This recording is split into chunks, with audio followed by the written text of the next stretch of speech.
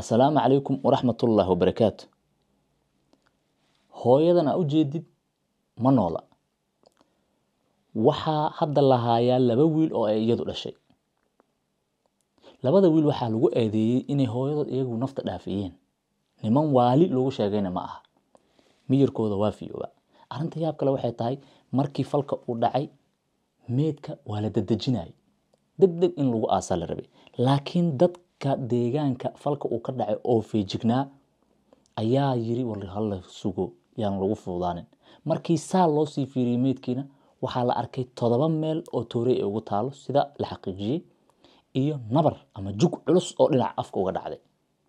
Waxaa fahmi kartaa hooyadan in aad nafta loogu dhibay oo la dilay marka laga tusaale qaato tooreyda oo shaki ma laha tooreydu in iyada qaata isma gilgilinayso. 7 meelna iska lama dhacdeen. Afkana iskuma dhufateen dabcan iyada ixtaa is dhibaateynayso. Marka laakiin dadkii isku soo xoomay oo soo jeeday in kiiskan la baaro waxa ay ku qancin waayeen wiilasha labada ah ee hooyada ay dhashay in ay saas la qaataan oo meedka inaan la aasin laga shaqeeyo. Wiilashu waxay ku mitideen in la aaso la dedejiyo. Hal gabar ayaa la dhalatay wiilasha sida odayaal shirjir ay qabtay sheegeen. Arrinta yaabka hadda soo socota gabadhii waa loo diiday wiilasha hor istaaga la yiri in ay meedka qodeeda ay iyaduna ka fiiriso oo ay dumarka dhaqaay wax kala dhaqdo oo ay hooyadeed bal fiiriso. Waxaana gabadhii ay ku amar inay ka tagto. Shakiga meeshu ka yimid. Laamaha amniga ayaa dadkii meesha joogay dabcan markay ku qanci waayeen hoosta ay kala xiriireen labadii nin hadda waa xiran yihiin.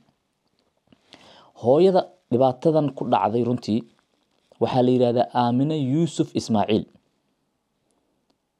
Halka falka uu ka dhacayna waa deegaanka la yiraahdo Habeedley ee dhanka Burco. Marka waxyaabaha yaab kale waxay tahay oo sheekadan laga bara karo koonfurtana aan inta badan runtii markay dhacaan saas loo sii dabagalin waa in kiisaska aan la baarin. Hadda hooyadan hadii horey laga aasi lahaa waa raad tirmi lahaa kiiskeeda.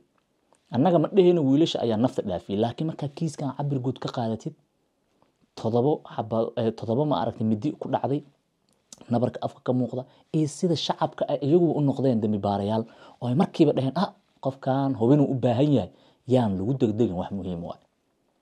Hadda dhacdooyin badan oo dad badan nooga tagayna jira ifkan aan joogno koonfurtan kaan fiirino dad badan oo siyaabo runtii aad shaki u abuuraya naftii ma aragtay u waayay oo haddana aan la baarin oo la kala tuuraya jira aad u batay lama hubina ha noqdo kiis ka dhaca isbitaal ha noqdo kiis guri ka dhaca ha noqdo kiisas noocan oo kale ah waxa jira dhowr kiis oo kale oo guri ka dhaca fiiri guri qam ah ayaa hadda ka hortabay hal gabar ku dhex jirtay qam waa guri kor waa hoos waa ka xiran yahay gabadhina waxa ka muuqda nabaro afka ah dhiig bax badan wax ku dhacay meel xabad ka soo gashay waxa kiiskaas lagu soo gabagabay ma aamine inay gabadhaas xabad wiifta ah hoos uga soo gashay sidaa ku baxday marka waxa waaye baaristii la rabay yaa muuqanin dhinaca marka Somaliland kiiskan baaris culus ay galiyeen waa ku amaana baarist waa socota labada wiil la haayo dad waaweyn waaye sida la sheegay marka maxaa keeni kara wax dhaqaale ku saabsan miya aadanaha waxyaabaha waxa jira inkastoo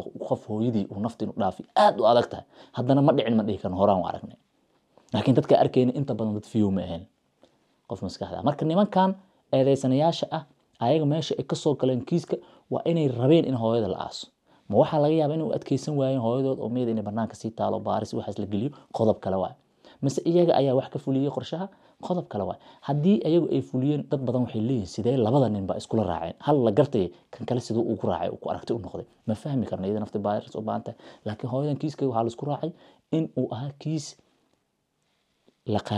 la khaarijiyay macna qof la dilay ay ahayd aysan ahayn qof iska dhimatay sahalkaas boobsiiska in lagu aasan aysan ahayn hadda baaristii waa socotaa galkii waa sii socdaa wali Decembertii aan ka soo gudubnay dhamaadkeedii ayuu falkan dhacay wixii ka soo kordha waa u joognaa bal assalaamu calaykum